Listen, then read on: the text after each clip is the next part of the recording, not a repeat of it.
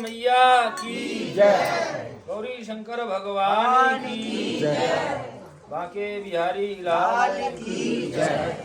और राधा रानी सरकार की जय। देखो ये पंडित श्रीधर जो महाराज की कहानी और कथा माता वैष्णो रानी की जो शुरू हुई है वो इसी स्थान और इसी गांव से शुरू होती है, क्योंकि ये श्रीधर पंडित जी का यही गांव है। इस गांव का नाम है हंसाली गांव। और माता रानी ने बोला था कि मतलब यहाँ जो भी भक्त नौ कन्याओं का भोजन अथवा भंडारा कराएगा माता रानी प्रसन्न होगी और उनकी मनोकामना पूर्ण होगी। तहाँ श्रीधर पंडित जी महाराज की संतान नहीं थी, तो माता ने बोला कि तुम सारे गांव के लोगों को भोजन का निमंत्रण दे आओ और बाबा भैरवनाथ को जरूर बुला के लाना, बाकी तेरी सारी भंडारे की व्यवस्था में खुद कराएगी। तभी महामाई इतना बोल के अंतर ध्यान हुई तो बाबा श्रीधर ने सारे गांव के लोगों को जाकर के भंडारे का निमंत्रण दे दिए। तो बाबा भैरवनाथ, गुरु गोरखनाथ 307 साधु संत लेकर के माता रानी का लंगर खाने के लिए आ गया।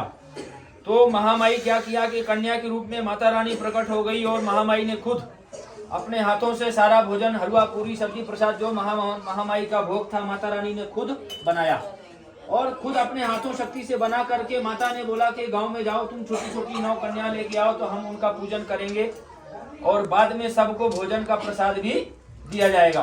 तो जब गांव में वो कन्या लेने के लिए गए तो कोई कन्या उनको नहीं दिए, बोले तेरे संतान नहीं है, तू निर्वंशी है, तो वापस जा।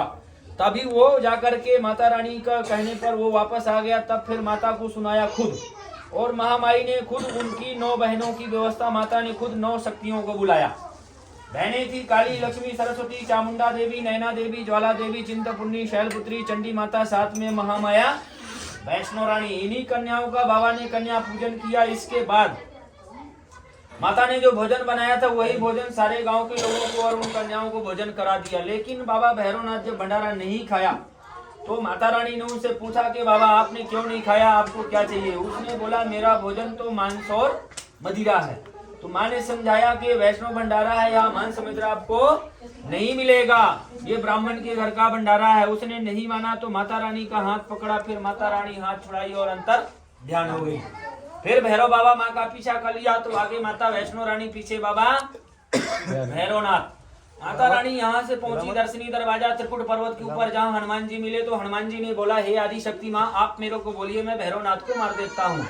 लेकिन माँ ने बोला कि नहीं, जब समय आएगा तो मैं खुद अपने हाथों से मारेगी, अभी समय नहीं है, समय के पहले कोई कार्य संभव नहीं होता है, इसलिए नहीं मारा जाएगा। तो फिर हनुमान जी को वहाँ प्यास लगी, तभी माता ने वहाँ बाण चलाया तो गंगा माँ प्रकट हुई और हनुमान जी ने पानी पिया। माँ ने उसी पानी पे अपने बाल धोया।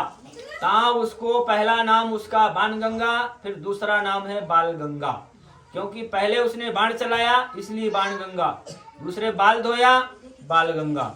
इसके बाद आगे माता 1 किलोमीटर ऊपर जाती, एक पत्थर के ऊपर महामाई खड़ी हो गई, जहाँ पीछे बाबा भैरवनाथ को घूम के माँ ने देखा तो दोनों माँ के चरण चिन्ह वहीं पे छप गया, उसी को बोले चरण पादुका। इसके बाद फिर 9 महीना महामाई अर्धकुमारी में छुपी जाकर के गर्भ में, क्योंकि ये सभी जानते हैं कि माता की उत्पत्ति आदि शक्ति द्वारा हुई थी, किसी के गर्भ के माध्यम से नहीं हुई है।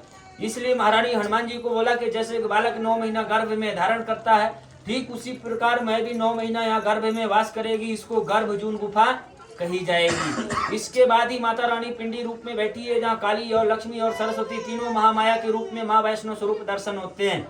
और वहीं भैरवनाथ जाकर के माँ को धमकी दिया कि आप हमारे से युद्ध करिए, अन्यथा युद्ध नहीं करना तो आप यहाँ से चलो। तब माता रानी ने उसको मारा, उसका शीश काटा, ऊपर जा पहाड़ पे गिरा, जिसका नाम रखा महामाई ने भैरव घाटी। फिर भैरव ने माँ से प्रार्थना किया, इसलिए कहते माँ दयालु होती है, माँ के अंदर ममता होती है। तब फिर भैरव ने बोला कि माँ मुझको क्षमा कर दे। तब फिर माँ ने बोला कि भैरवनाथ तूने माँ कह के पुकारा तो आपका रिश्ता मेरा माँ और बेटे का होगा, तब मैं तेरे सारे पापों को क्षमा कर दिया। और यहाँ जो भी भक्त आएगा मेरे दर्शन उपरांत तेरा दर्शन करेंगे, जब यात्रा संपूर्ण होगी। फिर महामाई वैष्णो रानी पिंडी रूप में विराजमान हो गई। इधर श्रीधर महाराज को दोबारा माँ ने अष्टभुजी रूप शेरावाली के रूप में माँ ने दर्शन दिया था और उनको वरदान भी दिया था कि मतलब जो तेरे संतान होगी वही संतान मेरी पूजा पाठ करते रहेंगे। तो फिर माता ने जब ये बोला तो फिर बाबा ने पूछा कि दरबार तुम्हारा कहाँ है? तब माता ने सुनाया कि मेरा दरबार तो त्रिकुट पर्वत में है और वहां जाकर के तुम पूजा पाठ करना और सारे भक्तों को वहां के बारे में बताना। तब माता रानी यहाँ से अंतर ध्यान होकर के पिंडी रूप में राम नाम के जाप में माता लीन हो गई। तो बोलिए सच्चे दरबार की जय। ऐसा है।